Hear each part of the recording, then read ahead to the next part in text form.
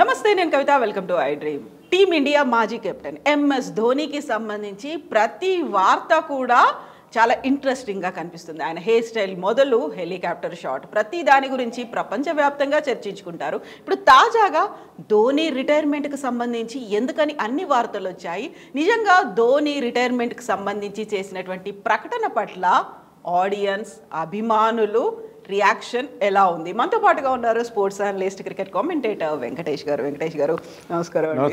So MS Dhoni entry అవ్వడమే అంత పెద్ద జులపాలతో జుట్టుతో ఉంటే పర్వేజ్ ముషరాఫ్ కూడా నేను అభిమాని అయిపోయాను ఆ హెయిర్ స్టైల్ గురించి అనుకున్నారు. హెలికాప్టర్ షాట్స్ గురించి అన్ని చోట్ల మాట్లాడుకునేవాళ్ళు. ఇప్పుడు సడన్గా ఐపీఎల్లో ఆయన మిడిల్ డ్రాప్ అయిపోతారు, రిటైర్మెంట్ అవుతారు. ఎందుకంతలా వినిపించింది? మీరు అన్న Dhoni the superstar, no doubt అండి. దానికి అతనికి ఉన్న ఇమేజ్ కానీ అతనికి ఉన్న ఫాలోయింగ్ కానీ వండర్ఫుల్, దాంట్లో ఇలాంటి సందేహం లేదు. కానీ ఆ కెరియర్ ప్రొలాంగ్ చేస్తున్నాడేమో అనిపిస్తుంది మనకి. చాలామంది అభిప్రాయం ఏంటంటే 2023లో చెన్నై సూపర్ కింగ్స్ టైటిల్ గెలిచారు, 5th టైటిల్. 5 టైటిల్స్ ధోని క్యాప్టెన్సీలోనే గెలిచారు. సో అప్పుడు గుడ్ బై చెప్పుంటే బాగుండేది కదా.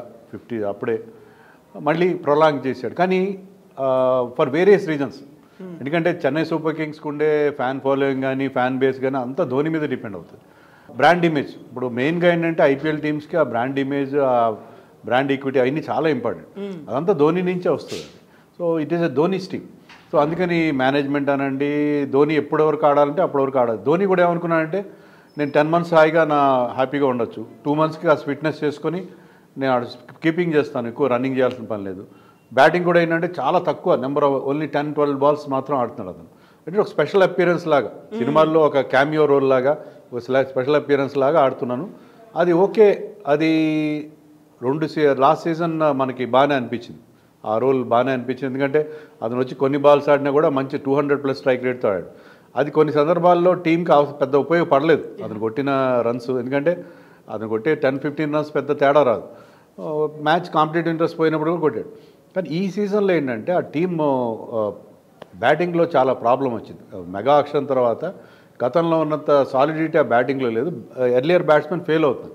సో ధోని కూడా ఆడాల్సిన పరిస్థితి కనిపిస్తుంది. 2 మ్యాచ్ల్లో పర్టికులర్గా అతను వచ్చి ఫినిష్ చేయాల్సినప్పుడు ఫినిష్ చేయట్లేదు, కనీసం ప్రయత్నం కూడా చేయట్లేదు. లాస్ట్ మ్యాచ్లో అయితే అతను వచ్చి రన్స్ కొట్టాలి. రన్స్ అప్పటికి ఆస్కింగ్ రేట్ వాజ్ అరౌండ్ 12, 13, 14 ఉంది. సింగిల్స్ ఇస్తున్నాడు. మరోవైపు విజయశంకర్ ఆడుతున్నాడు. విజయశంకర్ కూడా పెద్ద షాట్లు కొట్టట్లేదు. Pitch was difficult. Chennai pitch అప్పుడు కష్టమే. అండ్ బౌలింగ్ కూడా ఢిల్లీ బౌలింగ్ చాలా బాగుంది. బట్ ఈవెన్ దెన్ ప్రయత్నం కూడా చేయలేదు. ప్రయత్నం కూడా చేయనప్పుడు అతని కంటిన్యూషన్ టీంకి అతను భారం అవుతున్నాడా? కీపింగ్ బ్రహ్మాండంగా చేస్తున్నాడు. ఇప్పటికీ అతను చేసిన మెరుపు స్టంపింగ్స్ కానీ, తర్వాత అతను ఇచ్చే డిఆర్ఎస్ జడ్జ్మెంట్ ధోనికి ఉన్నట్టు ఎవరికి ఉండదు, బ్రహ్మాండంగా ఉంటుంది.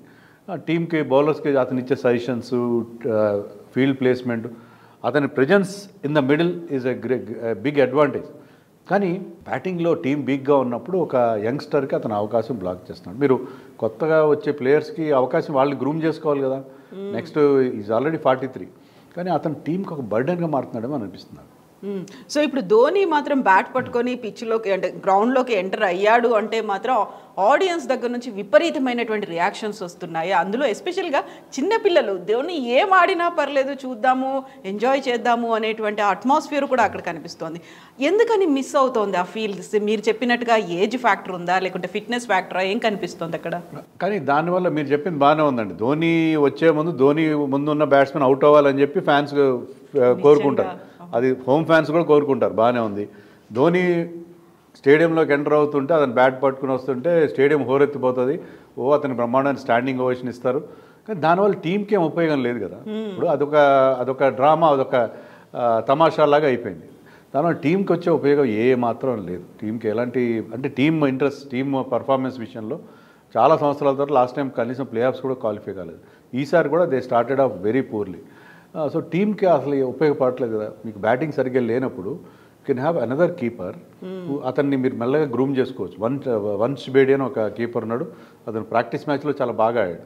లేకపోతే మీకు డెవెన్ కాన్వే ఉన్నాడు, కీపింగ్ చేస్తాడు. ఇంకొక ఎక్స్ట్రా బ్యాట్స్మెన్ ఆడించుకో, రాహుల్ త్రిపాఠిని ఆడించుకుంటారా, దీపక్ హుడాని ఆడించుకుంటారా, ఎవరినొకరిని ఆడించుకోండి. ధోని ఎలాగూ ఇలా ఆడుతున్నప్పుడు మరి అతని కంటిన్యూషన్ అర్థం లేదు. ఆ మ్యాచ్కి, ఢిల్లీ మ్యాచ్కి ఎప్పుడు లేదు అతని పేరెంట్స్ వచ్చారు. అతని పేరెంట్స్ ఎప్పుడు రాలేదు, ఏ మ్యాచ్కి రాలేదు. అతని వైఫ్ డాటర్ వస్తారు కానీ పేరెంట్స్ ఎప్పుడు రాలేదు. పేరెంట్స్ వచ్చేసరికి ధోని రిటైర్ అయిపోతున్నాడని టాక్ వచ్చేసింది. కానీ అది డెఫినెట్లీ లాట్ అయిపోయింది మళ్ళీ కూడా ఎప్పుడు అన్నట్టుగా. సో అయితే ఒకటేంటంటే అతను నెక్స్ట్ మ్యాచ్ ఆడతాడో లేదు తెలియదు. బహుశా అతను అక్కడ స్టేడియంలో ఫేర్వెల్ తీసుకోడు, చెన్నైలో లాస్ట్ మ్యాచ్ ఆడతాను, నెక్స్ట్ మ్యాచ్కి ఒకవేళ ఆడకపోతే ఆడకపోవచ్చు. కానీ మళ్ళీ ఏదో కొంతమంది ఏంటంటే ఒక ఇంటర్వ్యూలో చెప్పాడు, నేను ఈ సీజన్ ఆడతాను, నెక్స్ట్ సీజన్ గురించి ఆలోచిస్తానని చెప్పి అది కూడా టాక్ వచ్చింది. సో ధోని కంటిన్యూషన్ వల్ల టీంకి ఎలాంటి మేలు జరగట్లేదు. ధోని ఫ్యాన్స్ కోపం వస్తే రావచ్చు, కానీ అతను ఉండడం వల్ల టీంకి ఎలాంటి పెద్ద బెనిఫిట్ జరగట్లేదు. సో టీం ఒక కొత్త ప్లేయర్ని వాళ్ళు తయారు చేసుకోవాలి, బిగ్ హిట్టర్ కావాలి, ఫినిషర్ కావాలి. వాళ్ళు ఫినిషర్ లేని లోటు కనిపిస్తుంది. And Dhoni is not finishing the matches.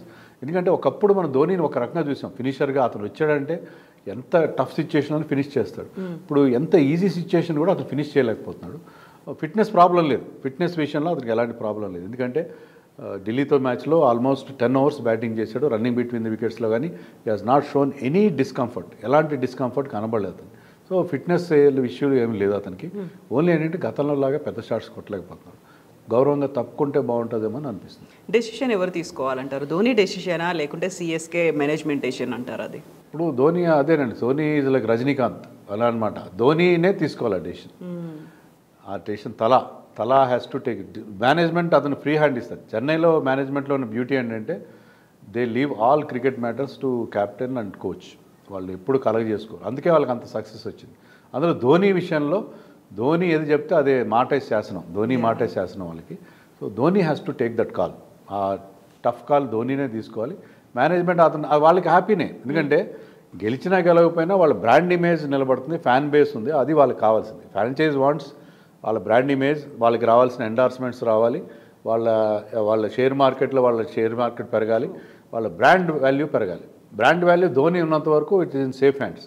Dhoni ఒక్కసారి తప్పుకుంటే అతను మెంటార్గా ఉన్న టీంతో కంటిన్యూ అయినా సేమ్ సిచ్యుయేషన్ ఏమి ఉండదు. ఇప్పుడు ముంబై ఇండియన్స్కి సచిన్ టెండూల్కర్ మెంటార్గా ఉన్నాడు, దాని ఇంపాక్ట్ ఏమి ఉండదు ముంబై మీద. సో అందుకని I think management is happy. Dhoni has to take that call. ఎందుకంటే ధోని తన ఫ్యాన్స్ డిసప్పాయింట్. లాస్ట్ మ్యాచ్లో ముఖ్యంగా ఒక మ్యాచ్లో నెంబర్ 9లో వచ్చాడు. అతను బ్యాటింగ్కి అశ్విన్ అతనికంటే ముందు వచ్చాడు. అప్పుడు చెన్నై ఫ్యాన్స్ ఓపెన్గా వచ్చి ధోనిని క్రిటిసైజ్ చేశారు. ఇది గతంలో ఎప్పుడు చూడలేదు. ధోని ఏం చేసినా కూడా Dhoni can never do anything wrong అని భావించే చెన్నై ఫ్యాన్స్ ఓపెన్గా టీవీ బైట్స్ ఇచ్చారు, ఇంటర్వ్యూస్ ఇచ్చారు. ధోని నెంబర్ 9లో ఆడడం ఏంటి, అది తేలిండ్రా అని ధోని వ్యతిరేకంగా మాట్లాడారు. అలాంటి సిచ్యుయేషన్ తెచ్చుకోకూడదు Dhoni. So I think better to call it quits. ఇప్పుడు సౌత్ ఇండియాకి సంబంధించి చూసుకుంటే సిఎస్కే తర్వాత మనం మాట్లాడుకోవాల్సినటువంటి ఇంకొక టీం ఆర్సీబీ. ఇదే ఐపీఎల్లో 12 ఏళ్ల తర్వాత సిఎస్కే మీద ఆర్సీబీ గెలిచిన తర్వాత హోప్స్ మాత్రం విపరీతంగా పెరిగిపోయాయి. అయితే హోమ్ గ్రౌండ్లో మాత్రం ఆర్సీబీ ఓడిపోతుంది అనేది చూస్తున్నారు, దానికి సంబంధించి క్రిటిసిజం వస్తుంది. ఎట్లా చూస్తున్నారు ఆర్సీబీని మీరు? అదేనండి, హోమ్లో అదే చెన్నైలో వాళ్ళు చాలా తర్వాత గెలిచారు. ఢిల్లీ కూడా చాలా లాంగ్ గ్యాప్ తర్వాత చెన్నైలో గెలిచింది. సో హోమ్ గ్రౌండ్లో కలిసి రావట్లేదు. ఎస్ఆర్హెచ్ చూసాం, ఎస్ఆర్హెచ్ 2 మ్యాచ్లు ఓడిపోయారు. సో హోమ్ అంత సపోర్ట్ ఉండి, క్రౌడ్ సపోర్ట్ ఉండి, మరి పిచెస్ వాళ్ళకి అనుకూలంగా క్యూరేటర్లు వాళ్ళ మాట వినడం లేదా, హోమ్ సిచ్యువేషన్కి అనుకూలంగానే టీమ్స్ని వాళ్ళు తయారు చేసుకుంటారు. కానీ ఆర్సీబీకి ఎప్పుడు ఆ ప్రాబ్లం ఉంది. ఆర్సీబీ ఎప్పుడు కూడా హోమ్లో ఓడిపోతారు. ఏ టీంకి లేనంత బ్యాడ్ రికార్డు ఉంది. పర్టికులర్లీ లాస్ట్ 3-4 ఇయర్స్గా చూస్తే వాళ్ళ winning percentage at home is only 44%. So అంత దారుణమైన వైఫల్యం వాళ్ళకు ఉంది. But otherwise team is doing well. Team గతంలో కంటే బాగా పర్ఫామ్ చేస్తున్నారు. ముఖ్యంగా బ్యాటింగ్లో డెప్త్ ఉంది, బ్యాటింగ్లో మంచి మంచి హిట్టర్స్ ఉన్నారు, పాజిటివ్ ఇంటెంట్ ఉంది. బౌలింగ్లో కూడా హ్యాజల్వుడ్, భువనేశ్వర్ కుమార్, యశ్ దయాల్ లాంటి మంచి బౌలర్స్ ఉన్నారు. ఈసారి టీం చాలా బ్యాలెన్స్డ్గా కనిపిస్తుంది. సో ఈసారి వాళ్ళ నమ్మకం అంటే కప్ గెలుస్తారని మనం చెప్పలేం, కానీ వాళ్ళు ప్లే ఆఫ్స్కి వెళ్ళడానికి అవకాశాలు స్పష్టంగా కనిపిస్తున్నాయి. సో ఈసారి ఆ టీం డిఫరెంట్గా ఉంది, డిఫరెంట్గా మనకు అనిపిస్తుంది. సో ఆర్సీబీ ఫ్యాన్స్ ఒక మ్యాచ్ 2 మ్యాచ్లు గెలిచి ఒక మ్యాచ్ ఓడిపోయినా సరే fans should be relatively happy. ఈసారి కొన్ని ఆశలు పెట్టుకోవచ్చు, ఈసారి కప్ నమ్దే అని చెప్పి ఒక చిన్న హోప్ వాళ్ళకి ఉండే పరిస్థితి కనిపిస్తుంది. సో కోహ్లీ ఇంతవరకు ఒక చెప్పుకోదగ్గ ఇన్నింగ్స్ ఆడలేదు. But he's looking in good టచ్లో ఉన్నాడు, స్పిన్నర్స్ని బాగా ఆడుతున్నాడు. And he's looking very very relaxed. So అది అదర్ టీమ్స్కి ఒక పెద్ద డేంజర్ బెల్ ఖచ్చితంగా. కోహ్లీ అది ఇంకోటి ఏంటంటే కోహ్లీ మీద డిపెండ్ కావట్లేదు. ఫిల్ సాల్ట్ బాగా ఆడుతున్నాడు అక్కడ, వాళ్ళ కెప్టెన్ రజత్ పాటీదార్ బాగా ఆడుతున్నాడు. టిమ్ డేవిడ్ మంచి ఫినిషింగ్ టచ్ చేస్తున్నాడు. సో ఆ team is not entirely dependent Kohli. So కోహ్లీకి అలాంటి ఒక బర్డెన్ కూడా లేని పరిస్థితి మనకు అనిపిస్తుంది. సో ఈ ఐపీఎల్ 2025 స్టార్టింగ్లో 3 మ్యాచ్లు వరుసగా 3 మ్యాచ్లని, ఒకటి ఎస్ఆర్హెచ్, ఆ తర్వాత సిఎస్కే, ఆర్సీబీ 3 గెలుచుకున్న తర్వాత సౌత్ టీమ్స్ హవా అనేది కనిపిస్తోంది అన్నది. ఇప్పుడు మెల్లిమెల్లిగా మ్యాచ్లు అనేవి జరుగుతూ వస్తున్నప్పుడు ఆ ట్రెండ్ మారిందా, ఎలా అనిపిస్తోంది ఇప్పుడు?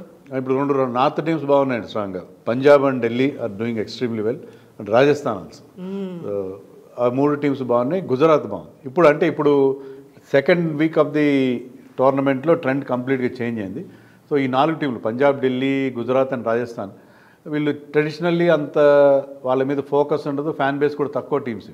ఇవన్నీ కూడా ఇప్పుడు బాగా పర్ఫామ్ చేయడం అనేది చూస్తున్నాం. అది బెటర్ కదా. ఇప్పుడు ఐపీఎల్లో ఎప్పుడు గెలిచిన టీంలు ఎప్పుడు చెన్నై, ముంబై, కోల్కతా వీళ్ళే టైటిల్స్ గెలిస్తే ఎట్లా? కొత్త టీమ్స్ ఈసారి Delhi is looking very good, Punjab is looking good, RCB వీళ్ళలో ఎవరన్నా గెలిస్తే ఎల్ఎస్జీ ఈజ్ ఆల్సో ఓకే. వీళ్ళు ఇంతవరకు ఒక్క టైటిల్ కూడా గెలవని 4 టీమ్స్. వీళ్ళలో ఎవరో ఒకరు టైటిల్ గెలిస్తే బాగుంటుంది, ఎందుకంటే కాంపిటీషన్ చాలా వైడన్ అవుతుంది. సో ఎవరైనా 10 టీంలు ఎవరైనా గెలిచే పరిస్థితి ఉంటే మరింత టోర్నమెంట్ మరింత అట్రాక్టివ్గా, మరింత ఇంట్రెస్టింగ్గా ఉండే అవకాశం. వెంకటేష్ గారు, థ్యాంక్ యూ సో మచ్ అండి. Thank you.